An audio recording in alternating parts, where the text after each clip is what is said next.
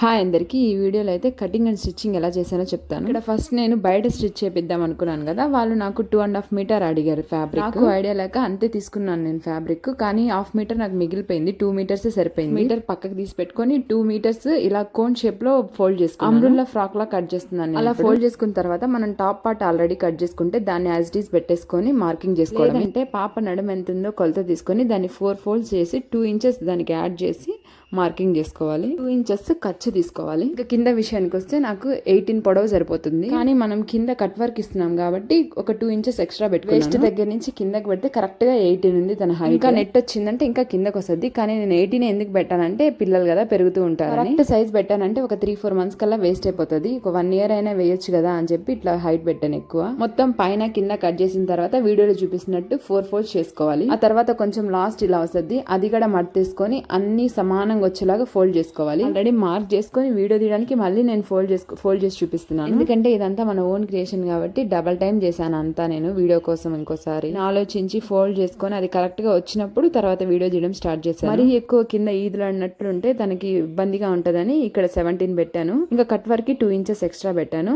ఇంకా తర్వాత కింద నెట్ వస్తుంది కదా, ఇక్కడ ఒక్కొక్క కట్ దగ్గర 4.5 వస్తుంది. ఇక్కడ కరెక్ట్ గా కట్ చేసుకోవాలి. మనం అర్థమవుతుంది అనుకుంటున్నాను నేను చెప్పేది. ఇట్లా హాఫ్ మూన్ లాగా ఇక్కడ డ్రా చేసుకోవాలి. డ్రా చేసుకొని ఇంకా కట్ చేసేసుకోవడమే. ఇక్కడ 2 ఇంచెస్ వస్తుంది అది లోపల. ఇక్కడ ఖాళీ కట్ లా కట్ చేద్దాం అనుకున్నాను నేను, లైక్ లో పావడా కట్ చేసుకుంటాం కదా అట్లానే కట్ చేయొచ్చు. ఖాళీ కట్ అని తెలియదు కానీ నాకు లో పావడా కట్ చేసేలా కట్ చేద్దాం అనుకున్నాను. ఏమైందంటే ఎక్కువ స్టిచెస్ పడతాయి దానికి, అప్పుడు నాకు టైం లేదు, త్వరగా అయిపోవాలని ఈ మోడల్ చేశాను. ఇంకోసారి ట్రై చేద్దాం ఆ మోడల్. ఈ మోడల్ కూడా బాగా అంత త్వరగా అయిపోలేదు, కొంచెం టైం తీసుకుని అంతా ఓపెన్ చేసామంటే ఇలా కట్ వర్క్ వచ్చేస్తుంది. కింద మెయిన్ ఫ్యాబ్రిక్ ని తీసుకొని లైనింగ్ మీద పెట్టుకోవాలి. లైనింగ్ కూడా సేమ్ అలాగే కోన్ షేప్ లో ఫోల్డ్ చేసుకోవాలి, అంబ్రెల్లా కట్ లాగా. మొత్తం అంతా డ్రా చేసుకొని అది తీసేసి కట్ చేసేసుకోవడమే. లైనింగ్ ఈక్వల్ హైట్ కట్ చేసుకున్నారు మీరు, కొంచెం షార్ట్ ఉండాలి కదా అనుకోవచ్చు. ఎందుకు అలా కట్ చేసుకున్నానంటే ఒక 2 ఇంచెస్ నేను ఇక్కడ కట్ చేసుకుంటాను, ఎందుకంటే మెయిన్ ఫ్యాబ్రిక్ కి వెనకాల లైనింగ్ వేయాలి కాబట్టి. కట్ వర్క్ స్టిచ్ చేయడానికి మెయిన్ ఫ్యాబ్రిక్ ఒక దెబ్బకి 2 పిట్టల లాగా మనకి లైనింగ్ షార్ట్ అవుతుంది, అట్లానే మనకి కట్ వర్క్ కి వెనకాల బ్యాక్ సైడ్ లైనింగ్ వచ్చేస్తుంది. ఇక్కడ నేను డిఫరెంట్ గా పెట్టి చూసుకున్నాను ఎలా కట్ చేస్తే ఈక్వల్ సైజ్ వస్తుంది మొత్తం అని. ఇట్లా కాదని ఇంకా లాస్ట్ కి టేప్ తీసుకొని ఇక్కడ కరెక్ట్ మెజర్మెంట్ తీసుకుంటూ డ్రా చేసుకుంటూ వచ్చేసాను. ఆ డ్రా చేసిన దాని పైన 2 ఇంచెస్ పెట్టుకుంటూ మళ్ళా డ్రా చేసుకుంటూ వచ్చాను. ఒక 2 ఇంచెస్ అయితే సరిపోతుంది ఆ కట్ వర్క్ ఫోల్డింగ్ చేయడానికి. మెయిన్ ఫ్యాబ్రిక్ కి డ్రా చేసుకున్న తర్వాత మొత్తం కట్ చేసుకొని సెపరేట్ చేసుకోవాలి. ఇక్కడ కట్ వర్క్ కి క్యాన్వాస్ పెడదాం అనుకున్నాను, స్టిఫ్ గా ఉంటది అని చెప్పి. ఫస్ట్ టైం నేను ఇలాగా క్యాన్వాస్ పెట్టి స్టిచ్ చేయడము, అది యూట్యూబ్ లో చూసాను ఎలా స్టిచ్ చేయాలి అనే విషయము. వాళ్ళు ఫ్యాబ్రిక్ మీద క్యాన్వాస్ పెట్టి ఇలాగా ఐరన్ బాక్స్ తో ఐరన్ చేస్తే అది స్టిఫ్ గా అలాగే అతుక్కుంటుంది. ఇక్కడ స్ట్రైట్నర్ యూస్ చేస్తే నా స్ట్రైట్నర్ కి ఆ పేపర్ అంతా అంటింది తప్పించి అది స్టిఫ్ గా అతుక్కోలేదు. అయ్యే పని కాదులే అని అట్లానే స్టిచ్ చేయడం స్టార్ట్ చేశాను. ఇక్కడ నేను చేసిన మిస్టేక్ చెప్తాను. ఫస్ట్ టైం కదా క్యాన్వాస్ పెట్టి స్టిచ్ చేయడం, క్యాన్వాస్ మిడిల్ లో పెట్టి పైన లైనింగ్ పెట్టి స్టిచ్ చేశాను. మొత్తం స్టిచ్ చేసిన తర్వాత తిప్పితే లైనింగ్ లోపలికి పోతుంది, క్యాన్వాస్ బయటకు వస్తుంది. మామూలుగా ఎలా ఉండాలి, పైన మెయిన్ ఫ్యాబ్రిక్ ఉండి క్యాన్వాస్ లోపల ఉండి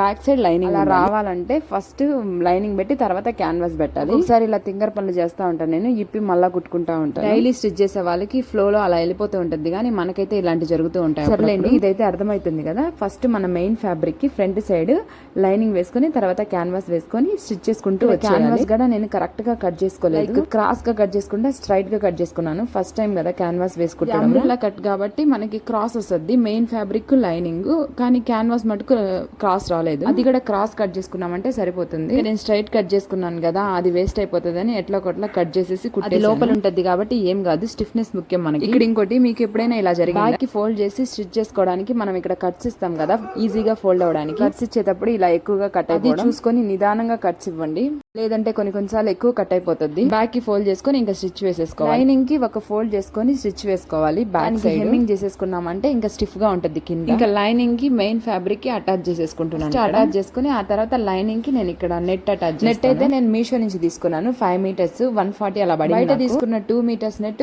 పక్కన పెట్టేశాను, అది సాఫ్ట్ గా ఉంది కదా చిన్న పాపకి యూజ్ చేద్దాంలే అని చెప్పి పెద్ద పాపకి మటుకు మీషో నెట్ యూజ్ చేస్తున్నాను. మీషో నెట్ అంత సాఫ్ట్ ఉండదు, బయట నెట్ లాగా కొంచెం రఫ్ గానే ఉంటుంది. ఇక్కడ 5 మీటర్స్ నెట్ ని అంతా ఫోల్డ్ చేసుకున్నాను, లైక్ శారీ లాగా ఫోల్డ్ చేసుకున్న తర్వాత హైట్ 7 ఇంచెస్, 5 మీటర్స్ అలానే ఉంటుంది. అర్థమవుతుంది కదా శారీ ఫోల్డ్. ఎంత హైట్ కావాలంటే అంత హైట్ తీసుకొని చిన్న చిన్న ఫ్రిల్స్ పెట్టేసుకోవాలి. ఇలాగా పావడ వెడల్పు ఎంత ఉందో చూసుకొని అంతవరకు ఫ్రిల్స్ ఉన్నాయో లేదో చెక్ చేసుకొని మొత్తం ఫ్రిల్స్ పెట్టేసుకోవాలి. ఫ్రిల్స్ పెట్టేసుకున్న తర్వాత వీడియోలో చూపిస్తున్నట్లు వెనకాల లైనింగ్ ఉంటుంది కదా, దానికి ఈ ఫ్రిల్స్ అటాచ్ చేసుకుంటూ వచ్చేయాలి. లోపలికి వెళ్ళిపోవాలి, కుట్టు బయటకు కనపడకూడదు. పైన మెయిన్ ఫ్యాబ్రిక్ పైకి లేసినా సరే అలా వీడియోలో చూపిస్తున్నట్లు కుట్టు వేసుకుంటూ వచ్చేయాలి. ఇంక నెట్ అటాచ్ చేసామంటే బాటమ్ పార్ట్ అయిపోతుంది. కరెక్ట్ గా మనం తెలుసుకోవాల్సింది, కుట్టు వేసిన ఖర్చు బ్యాక్ సైడ్ కి పోవాలి. మనం మెయిన్ ఫ్యాబ్రిక్ పైకి లేసినా సరే కుట్టు కనపడాలి అంతే, లోపలిది కనపడకూడదు. ఇట్లా పైన కుట్టేసాం కదా, అది ఒక్కటే కనపడాలి. నెట్ స్టిచ్ చేసుకున్న తర్వాత లుక్ అయితే ఇలా ఉంది. నడుం దగ్గర పట్టీ కోసం ఎలాస్టిక్ వేయడానికి ఇప్పుడు కట్ చేస్తున్నాను. ఇక్కడైతే నేను పట్టీ కోసం అని చెప్పి 4 ఇంచెస్ తీసుకున్నాను. అది అంబ్రెల్లా కటింగ్ కదా, అందుకని నేను ఇక్కడ క్రాస్ లాగా తీసుకున్నాను. అంటే అది క్రాస్ గా ఉంటది కదా నడుం దగ్గర, అట్లానే ఒక సైడ్ ఓకే కానీ ఇంకో సైడ్ ఫోల్డ్ చేసేటప్పుడు ఫ్యాబ్రిక్ ఎక్కువ అయిపోద్ది. ఇట్లా క్రాస్ తీసుకున్నామంటే మీరైతే స్ట్రైట్ తీసుకోండి. 4 ఇంచెస్ విడ్త్, లెంత్ వచ్చి 18 ఇంచెస్ తీసుకున్నాను. 2 ఫోల్డ్స్ వేసుకుంటే అది కొలతలు. పాప చూడండి కావాలని తొక్కుంటా పోతుంది, ఎన్నిసార్లు డిస్టర్బ్ చేసి అమ్మ పక్కకు తీసుకోబోతుంది, నాకు కావాలని వచ్చి తొక్కతద్ది, అది లాగుతుంది ఇది లాగుతుంది. మీరైతే స్ట్రైట్ పట్టి కట్ చేసుకోండి ఇదే మెజర్మెంట్స్ తో, ఇట్లా క్రాస్ గా కాకుండా. దానికి లైనింగ్ కూడా కట్ చేసుకున్నాను. లైనింగ్ మెయిన్ ఫ్యాబ్రిక్ పెట్టుకుని స్టిచ్ చేసేసుకున్నాను.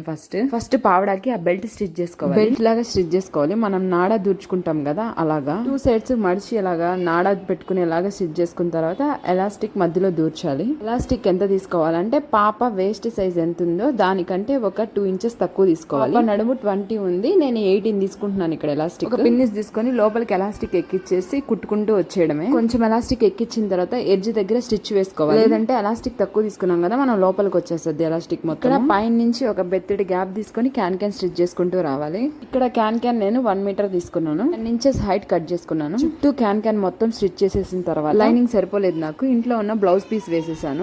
క్యాన్ గుచ్చుకోకుండా ఎక్కడైతే క్యాన్ వేసానో అక్కడ నుంచి లైనింగ్ వేసేసాను. ఈ లైనింగ్ ఈ క్యాన్ మొత్తము లైనింగ్ కి స్టిచ్ వేయాలి, మెయిన్ ఫ్యాబ్రిక్ కి వేయకూడదు. స్టిచ్ బయటికి కనపడకుండా వీడియోలో చూపిస్తున్నట్టు లైనింగ్ కి స్టిచ్ పడుతుంది బ్యాక్ సైడ్. ఒక బెత్తడి వదిలేసి క్యాన్ ఎందుకు స్టిచ్ చేశాను అంటే పైనుంచి క్యాన్ మొత్తం లైనింగ్ అన్ని స్టిచ్ చేశానంటే నడుము ఎక్కువ కనిపిస్తుంది. ఇలా స్టిచ్ చేయడం వల్ల నడుము దగ్గర సన్నగా కింద పఫీగా కనపడుతుంది. తర్వాత 2 ఎడ్జెస్ ని జాయిన్ చేసుకుని ఒక స్టిచ్ వేసేసుకున్నామంటే పౌడర్ రెడీ అయిపోతుంది. నెక్స్ట్ బ్లౌజ్ కటింగ్ చూద్దాం. ఇక్కడ నేను ఎగ్జాక్ట్ మెజర్మెంట్ చెప్పడం లేదు, ఒక్కొక్క బేబీ ఒక్కొక్కలా ఉంటది. కొంతమంది లావు ఉంటారు, కొంతమంది సన్నగా ఉంటారు. అందుకని మీ పాపకి కరెక్ట్ ఫిట్టింగ్ ఉన్న డ్రెస్ తీసుకోండి మెజర్మెంట్స్ కి. నాకైతే ఇదే బాగా వర్కౌట్ అవుతుంది అనిపిస్తుంది.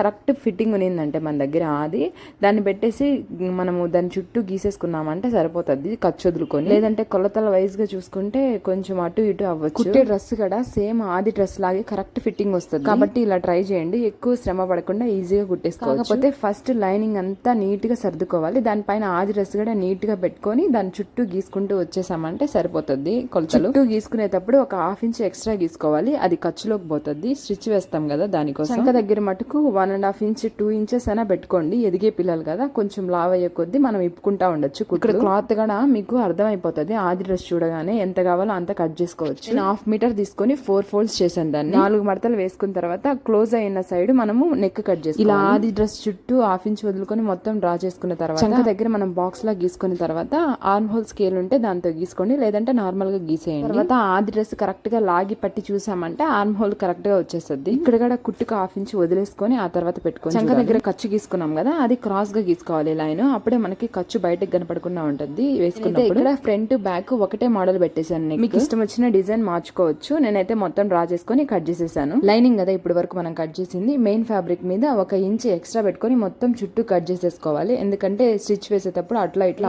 ఫ్యాబ్రిక్ ఫ్రంట్ సైడ్ అంటే పైకి ఏదైతే కనపడుతుందో ఆ ఫ్యాబ్రిక్ పైన లైనింగ్ వేసుకొని ఒకసారి ఐరన్ బాక్స్ ఉంటే దాంతో ఒకసారి ఐరన్ చేయండి, లేదంటే చేత్తో అయినా నీట్ గా సర్దండి. సర్దిన తర్వాత బిగినర్స్ అయితే చుట్టూ పిన్స్ పెట్టేసుకొని ఆ తర్వాత స్టిచ్ వేసుకోండి. అప్పుడు పర్ఫెక్ట్ గా మెయిన్ ఫ్యాబ్రిక్ ఎక్కడే కానీ ముడతలు లేకుండా లైనింగ్ కి అటాచ్ అయిపోతుంది. ఇక్కడ చంకకి నెక్ కి స్టిచ్ వేసుకోండి, షోల్డర్ దగ్గర వదిలేయండి స్టిచ్ వేసుకున్న తర్వాత ఎక్స్ట్రాస్ అన్ని కట్ చేసేయాలి. ఆ తర్వాత ఉల్టా చేయడానికి వీలుగా అక్కడక్కడ కట్స్ ఇచ్చుకోవాలి, అప్పుడే ఈజీగా రివర్స్ అవుతుంది.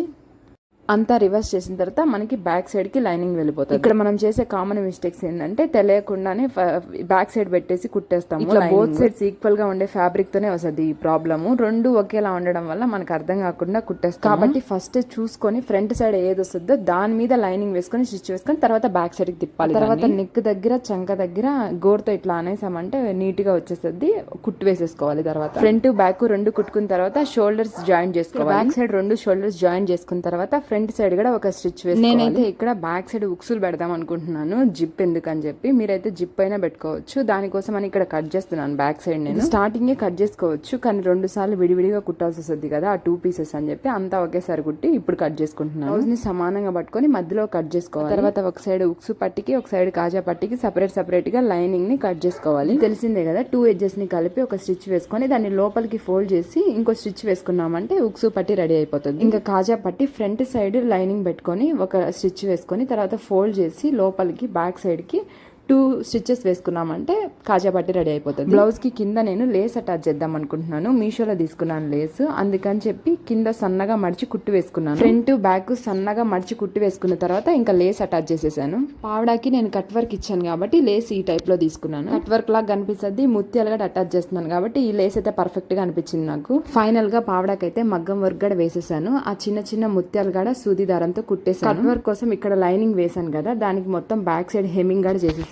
బ్లౌజ్ కి మొత్తం వర్క్ అయితే ఇలా చేశాను. హ్యాండ్స్ దగ్గర అయితే ఇట్లా పూసలు హ్యాంగింగ్ లాగా పెట్టాను. చిన్న ముత్యాలన్నీ కూడా నేను మీషోలో తీసుకున్నాను. చిన్న పువ్వుల్లాగా మొత్తం డిజైన్ చేసేసాను బ్లౌజ్ కి అయితే ఇలాగా. ఆ ముత్యాలన్నీ కూడా సూది దారంతో స్టిచ్ చేసుకున్నాను. ఆ పైన పూసలు మటుకు అతికిచ్చాను గ్లూ. ఫైనల్ గా నా పాపకు వేస్తే లుక్ అయితే ఇలా ఉంది. ఎలా ఉందో కామెంట్ చేయండి. అంతే అండి వీడియో నచ్చినట్లయితే లైక్ చేయండి, సబ్స్క్రైబ్ చేసుకోండి మరిన్ని వీడియోస్ కోసం.